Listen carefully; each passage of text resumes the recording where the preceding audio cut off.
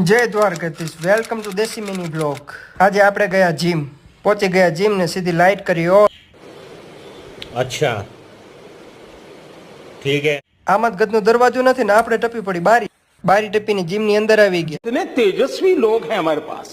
Gym ની અંદર આવીને જોયું તો કોઈ હતું જ નહીં અને અંદરથી એવી ફિલિંગ આવી કે આપણી જ છે જીમ।